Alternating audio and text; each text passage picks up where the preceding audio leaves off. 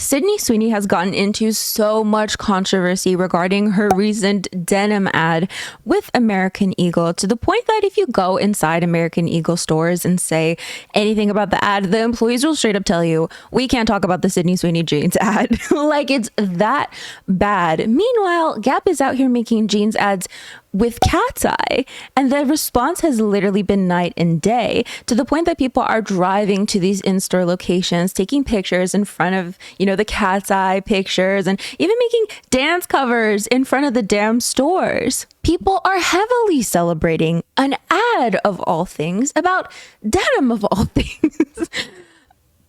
We'll get to that later. But why are people connecting with this so much? What's the difference between the two ads? Why is one considered so heavily controversial and the other worth celebrating? Did Gap do this in direct response to American Eagle? I have so many questions. So welcome to another episode of Kpop Cancelled. My name is Angelina, and we're here with our precious little half-bald angels. Only one is bald. But I guess that's what doggy dermatologists are for. Did you know that was a thing? Yeah, apparently when your vet is at their wit's end and can't do anything to help your poor, precious little pooch, they send you to a doggy derm. I'm a little nervous about the price, but you got to do what you got to do. So without further ado, let's get into today's episode, which is very denim centric, I will say. Now, you're not going to catch me inside an American Eagle store, not even a Gap store, to be really honest with you. I don't think I'm the target demographic. But then again, I'm not the target demographic for most things.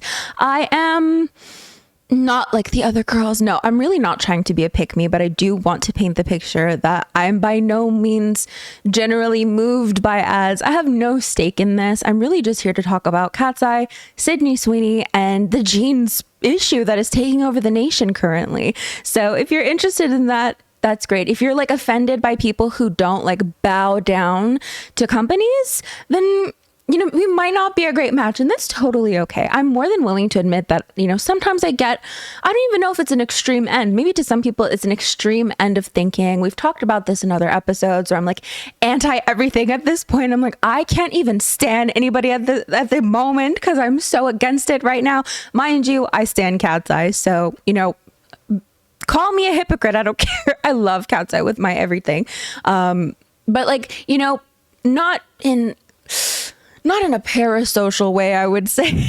In a normal way, not like you. I'm kidding. Obviously, it's all jokes. So yeah, I don't think I'm particularly swayed by ads or moved by ads, or that I'm the target demographic of ads, because I just, I'm not much of a consumer. I try to dress sustainably, not buy too many clothes, not, even over thrifting. There's definitely a clothing issue in this world, and it's definitely very serious. I don't know that I could eloquently or properly explain it all in this video right now, but that's my stance on it. I don't care, capitalism, roar.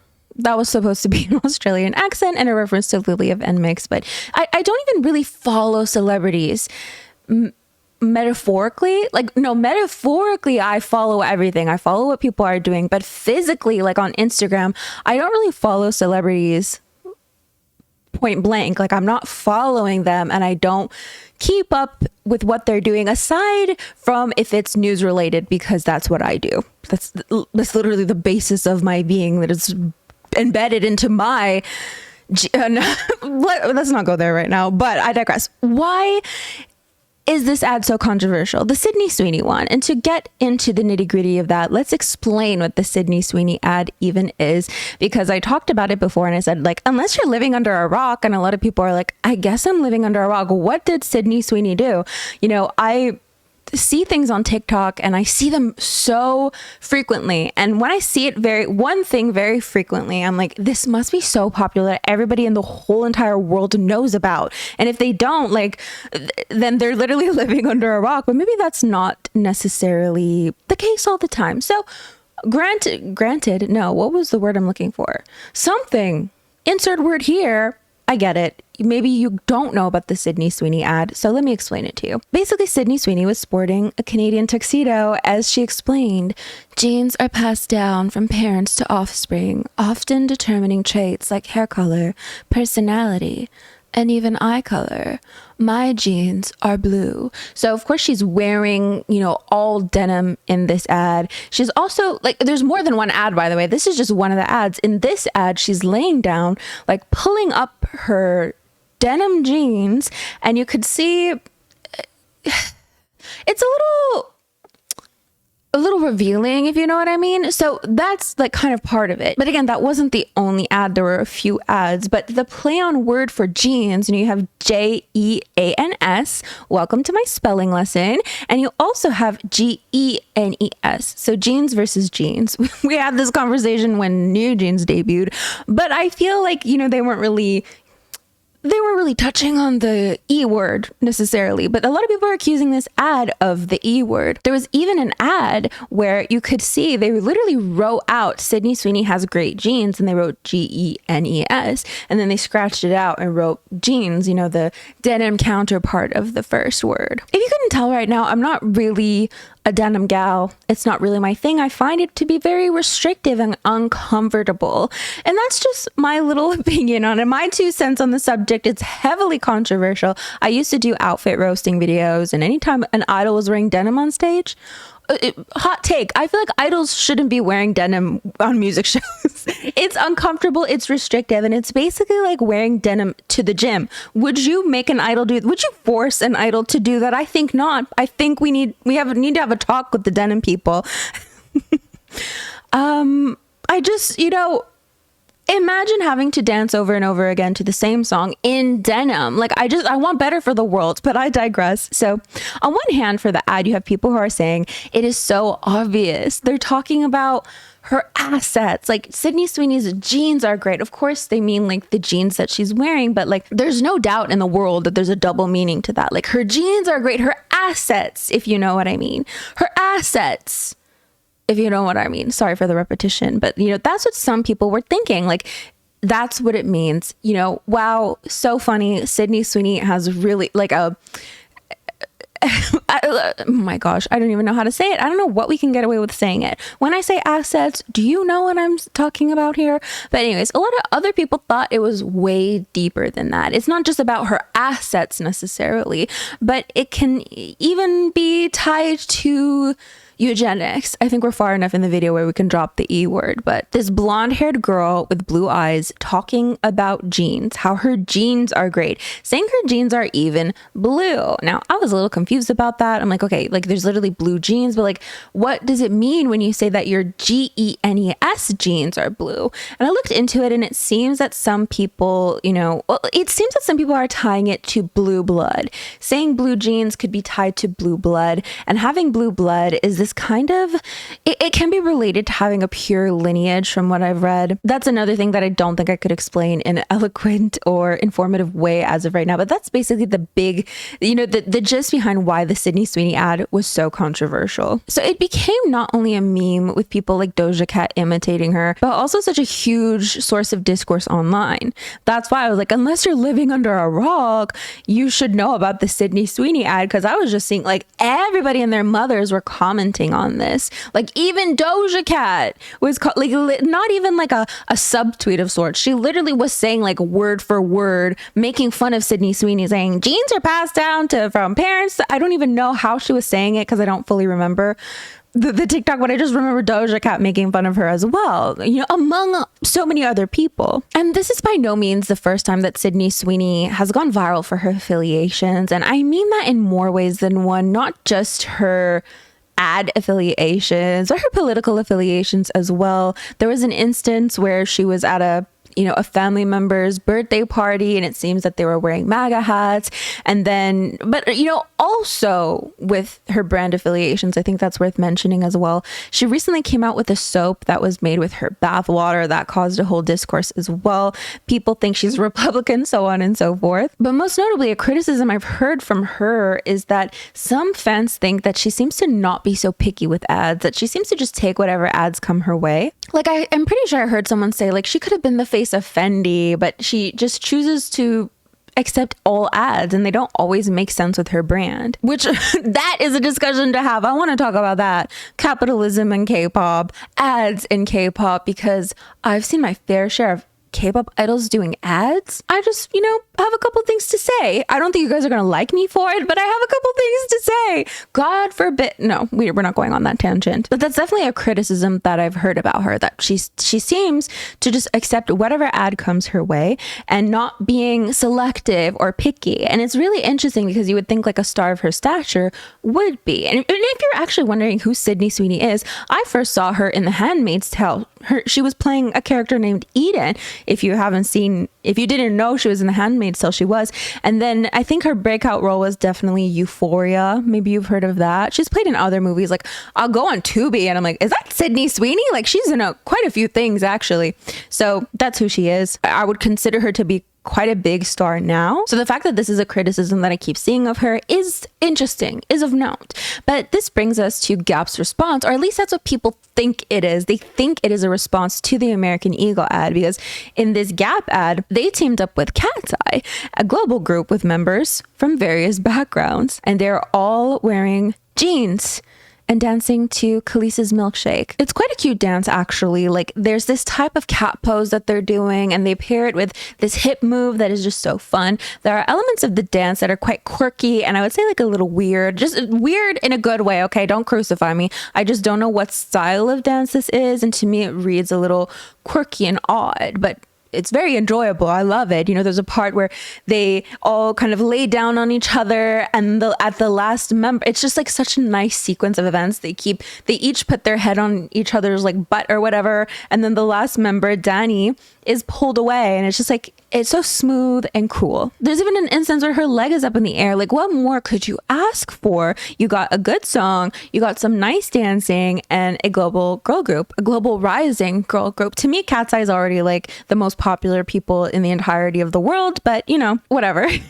Not me being parasocial. Stop. Okay. People seem to be really gravitating towards it. I mean, even outside of the Katseye / K-pop community, and you could argue those are two different communities. I feel like they're besties. That's just my opinion, though. Again, I feel like this ad is really bringing people to Katseye, just because I've seen a lot of people say, wow, this ad is bringing a lot of people to Katseye. And also people who are like, wow, this ad made me a fan.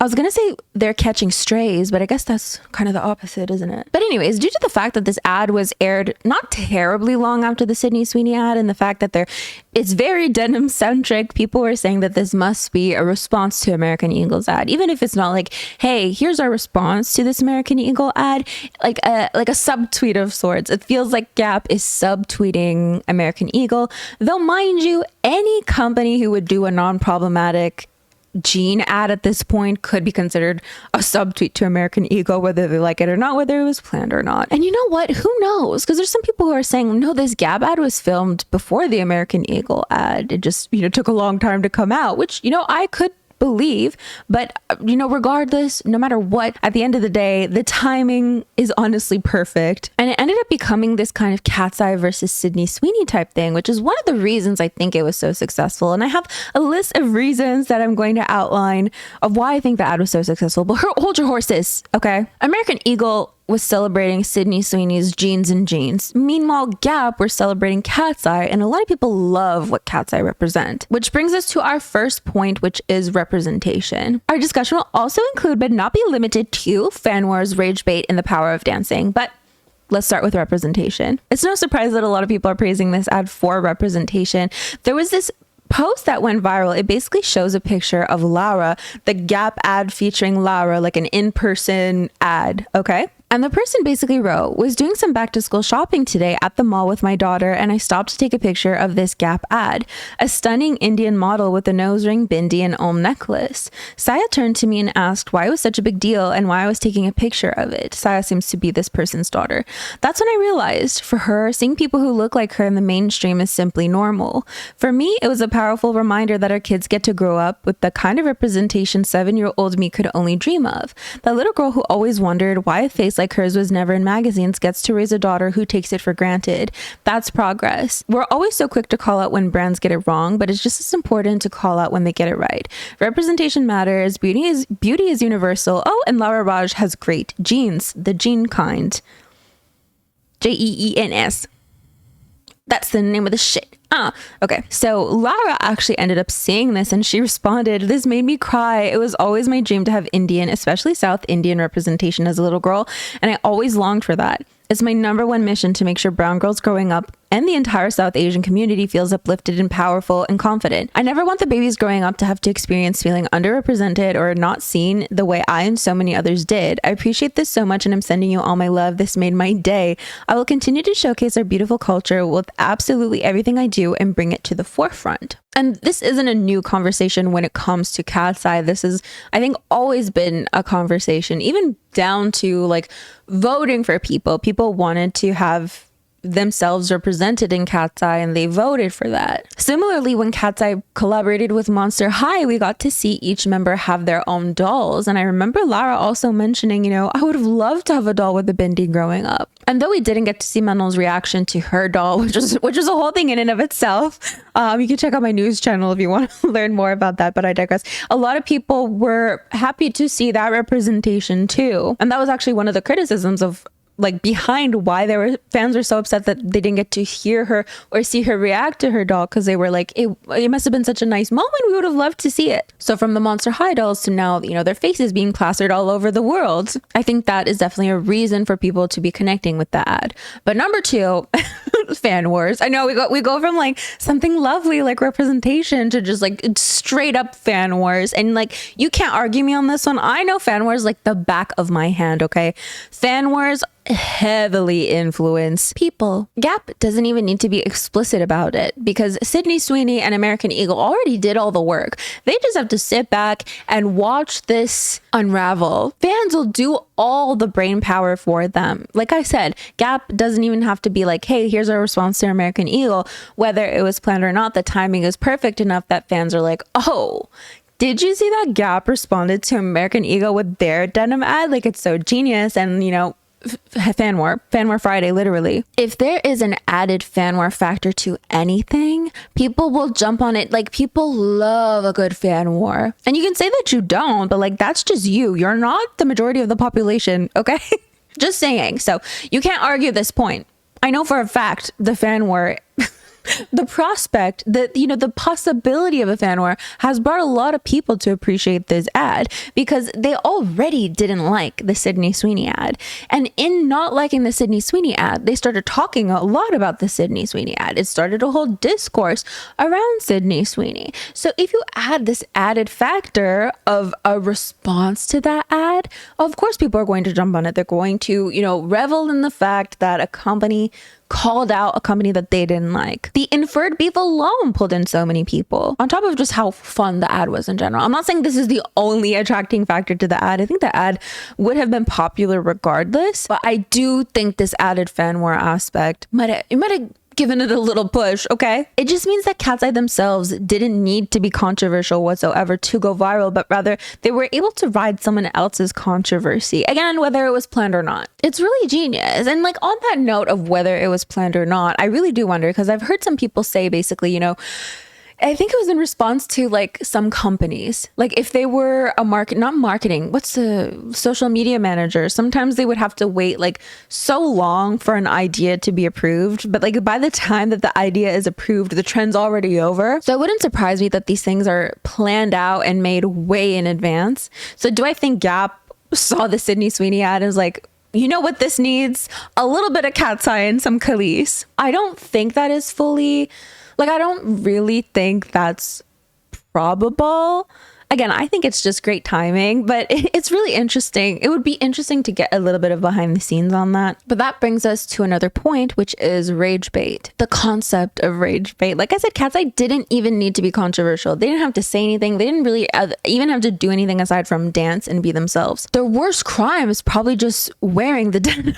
But like, if Sydney Sweeney's ad was intentionally controversial, which I do think it was, I wholeheartedly believe the company knew it would be, then Katseye's ad was an antithesis to that. It was anti-controversial. I really don't think a company would make a play on the word jeans versus jeans and cast a specific person and not anticipate certain backlash. You can't sit there and convince me otherwise. These companies have multi-million-dollar marketing firms that all they do is look into statistics all day to see, would this be successful? Would this not be successful? Would this lead to like a profit or not? I don't actually know if it's a marketing ad, but just know, like, if there's something to think about, these companies have the money to pay someone to think about that. And if you as an average layperson are sat there like, okay, if a company were to do this, I think there'd be backlash. If like you yourself are not even a professional and think there would be a backlash to something and then the company does it anyways, don't you think they would know? Like, if an average layperson like you and I can predict things, like sometimes I go on TikTok and I see a TikTok, obviously, and I'm like, I can predict the comments. I know what the comments are going to be, because if it's a girl with, let's say, armpit hair, I'm sorry to bring this up, if it's a girl with armpit hair, I can smell the comments. The comments are not going to be happy with her. If it's oh my god, if it's anybody being like confident, I'm like, I can predict the comments. Nobody likes a confident person, and those comments are going to try to humble that person. Like, I can predict controversy a mile away, and if I can do that, and I'm stupid as hell, I didn't go to school for that. I didn't go to school for marketing, but I can predict it. Then the people who did go to school for marketing can predict it too. Don't fall for it.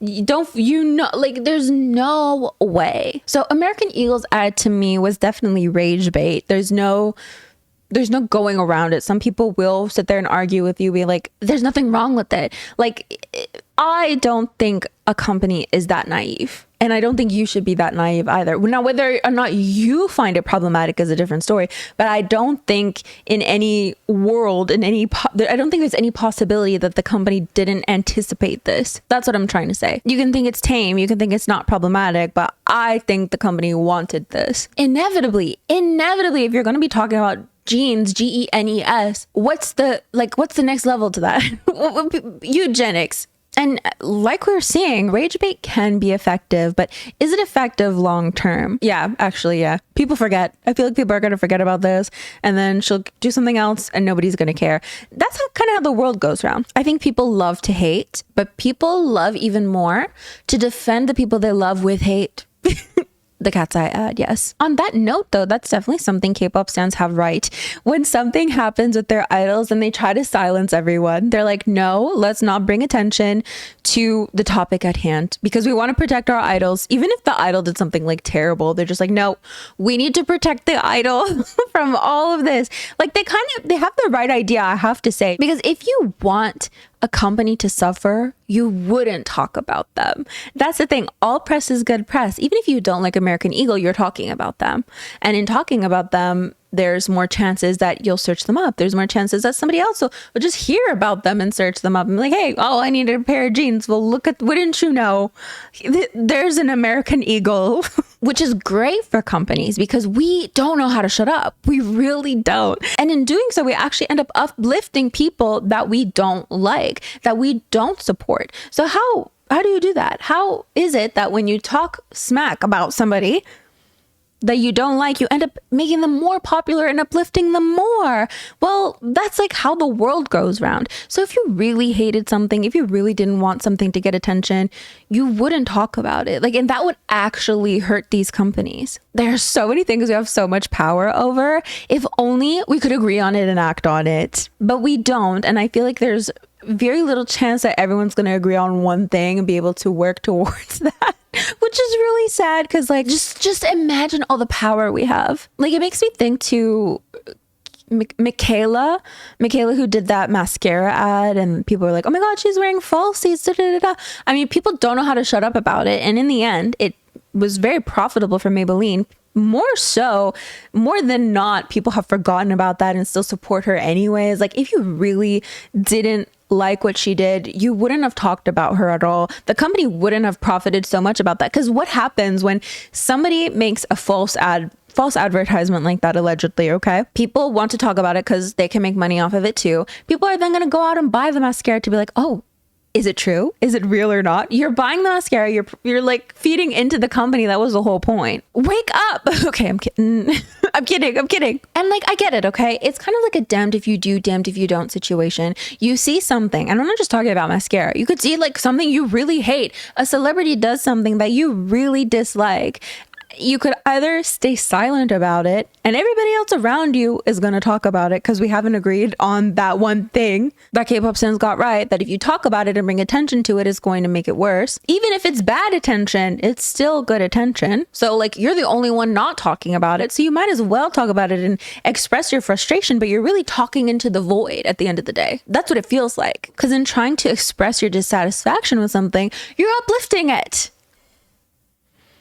I'm like acting like I just discovered gold or something. So if K-pop has anything right, it's their desire to shut down things that don't serve them. Like, shut it down, Blackpink, in your area. Does that make any sense whatsoever? Anyway, but this brings us to our final point, the power of dance. So one of the ads is an example of rage bait and the other features fun dancing. And if people love anything, they love to learn dancing. Even if they're not good at dancing, you're going to see people, sharing in on the fun because it's just fun. Like, you don't have to be a professional. You just need a phone and that's all you need. I remember, when dance covers were a thing, it was so hard to find any tutorials whatsoever. There used to be just this one girl on Daum Cafe in Korea who would do tutorials for K-pop dances, and then somebody would take those videos from Daum Cafe, upload them onto YouTube, and then they'd be like in 20 parts because YouTube at the time didn't allow videos longer than 10 minutes.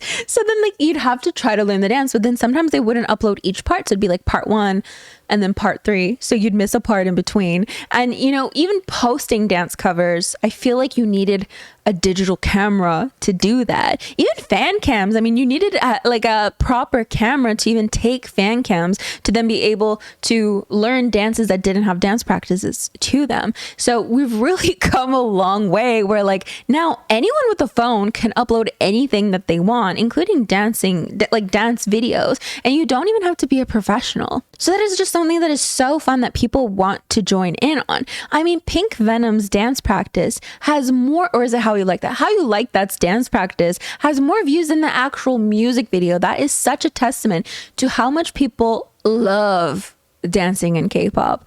They love it so much. I'm sorry, Kevin is just the cutest in the world. It better be filming. It better be filming correctly. And I've seen the most random people, obviously not K-pop stans, doing the choreography to this Gap ad, and people being like, "I want to go buy Gap now because of Katseye. I love Katseye. Oh my god, I became a fan because of this Gap ad." Now, I would advise you. This is just a little suggestion. I think you should only buy things if you want them. Like if you wanted them. Even if Katseye didn't promote it to you, would you have wanted it in the beginning? A good question to ask yourselves. But I understand. I saw this TikTok where somebody was pointing out which sunglasses Hongjung of ATEEZ was wearing, and I never really saw him wearing them myself, but then in seeing that, I was like almost influenced. I was like, oh, I like the shape, but like I kind of want to buy them. They were like Coach glasses, but I'm like, I don't know. I don't want designer things. I was influenced by the shape, and I think if I could find a cheaper pair of glasses with that similar shape, I would get them. But like all that to say, I understand being influenced by people. If I watch somebody's "What's in My Bag" video, I want everything in their bag. I don't know what it is. That's parasocial, duh. I'm like, I don't know what this weird phenomenon is when people, like celebrities that I like, idols, do "What's in My Bag," and I'm like influenced to buy it. I'm like shocked.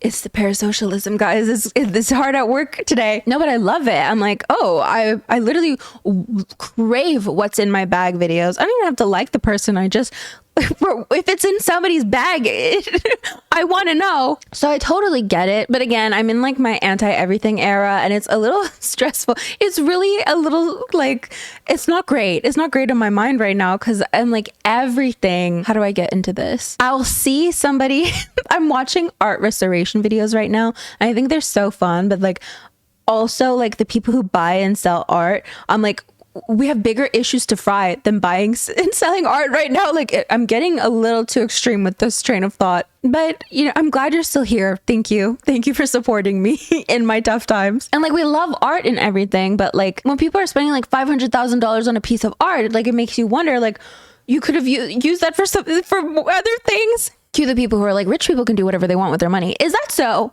Is that the type of world you want to look? Cut it out. This did really make me think of K-pop ad songs though. Though Katseye weren't singing their own song, they were singing Khaleesi's Milkshake. And there's a rumor going around town. I heard through the grapevine that they will be sampling Khaleesi's Milkshake in their upcoming song.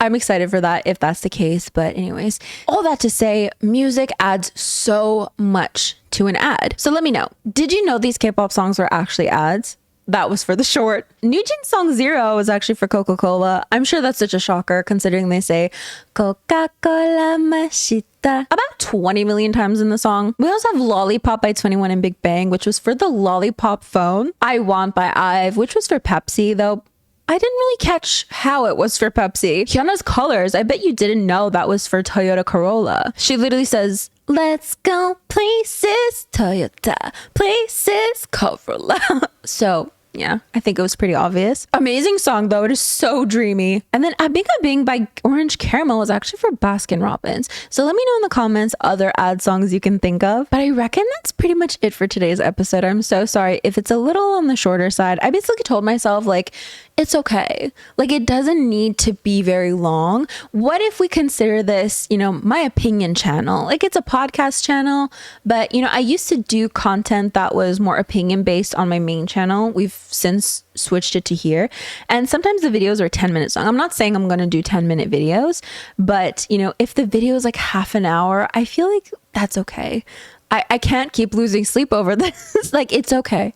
It is fine. It's just like if I made, you know, an opinion video, it doesn't need to be a long podcast. Does that make sense? But then at that point, I might as well just edit the whole damn thing and add pictures and videos for you.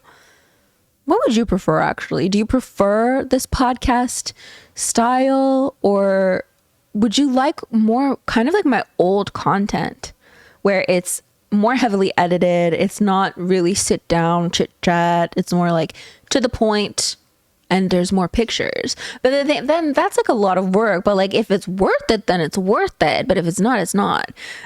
I'm not really making any sense. So thank you guys so much for joining me. Don't forget to like, comment, and share this video with friends you don't have. Say goodbye to the dogs. Kevin's not on his back anymore. It was the cutest thing in the whole entire world. But that's, you know, that's all right. I really hope the angle was like good enough that you could see it. But thank you guys, and I'll see you guys next time. Bye. Oh, also, I have my two friends, Jimmy and Tuna, who will probably join me next week. I hope, question mark. I haven't asked them yet, but we're hoping. So we might have some guests on next week. Okay, bye.